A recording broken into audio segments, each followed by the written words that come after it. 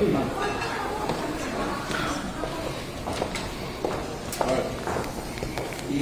lang po namin yung warrant.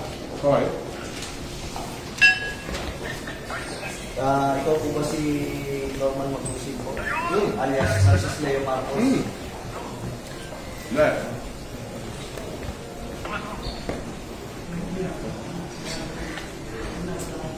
Okay. Parang saan yan?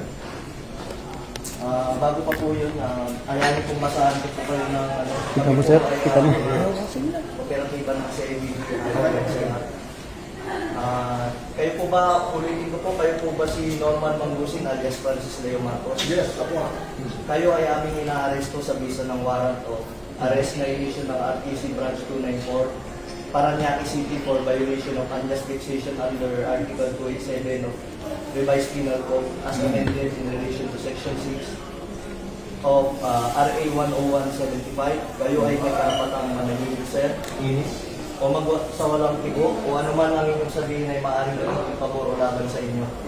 Sa anumang hukuman, kayo rin ay may karapatan kumuha ng sarili ng abogado at kumuha ng kung wala po kayong sariling abogado, kayo po ay pagkakalooban ng libre ng gobyerno. Kayo rin po, ay may karapatan kumuha ng sarili ng doktor na magsusuri ng inyo. Sir, pwede paano po yan at maano nyo yung karapatan po? Sige. Kayo rin po ay may karapatan po magpasuri sa sino mang doktor at kung wala po kayong kakayahan ay pagkakalooban po kayo ng libre din po ng gobyerno ng doktor na susuri po sa inyo. Okay. Ito po, naiintindihan niyo po ba ang inyong mga karapatan? Naiintindihan ko. Okay po, kayo po ay sasama po sa amin para po sa inyong... Attorney, ito po, basahin po. unjust fixation daw sa Paranaque. Hindi ko alam kung sino complainant nito.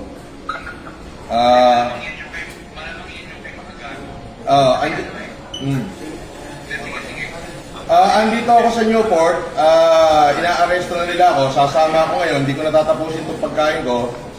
Inilive na nila ako. Pwede bang sasama na lang ako, Brad? Huwag mo na ako ipahiya. Hindi, kailangan po kasi may procedure po tayo. Sige, sandali. Iramin ko lang. May procedure po tayo, sir. Attorney, nasa ka ba?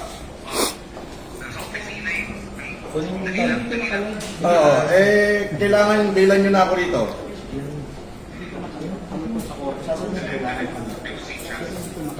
Nang live ko, hindi ko lalabas ng live. Hindi naka-live ko.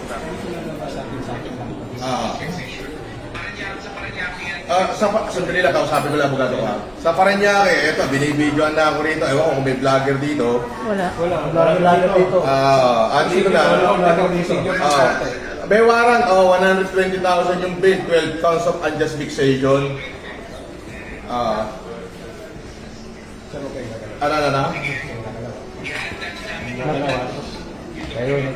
Paano to, attorney? Andito naman pala, tinitigilan pa kami.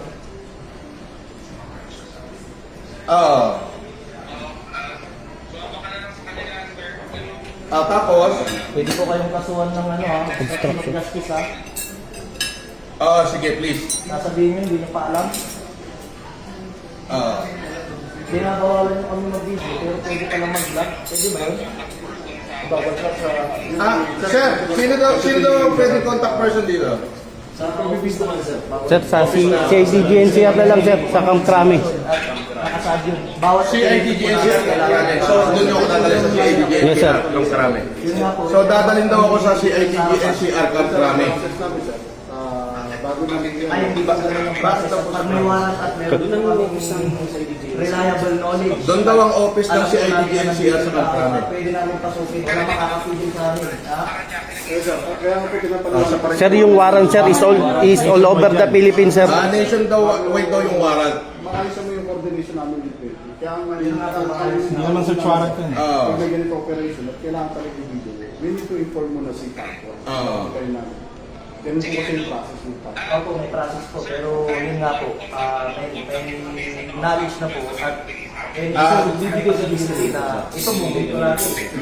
Pwede mong malis. Sandali, attorney. Ano yan, pwede mong ano yan eh. Pwede mong... Tara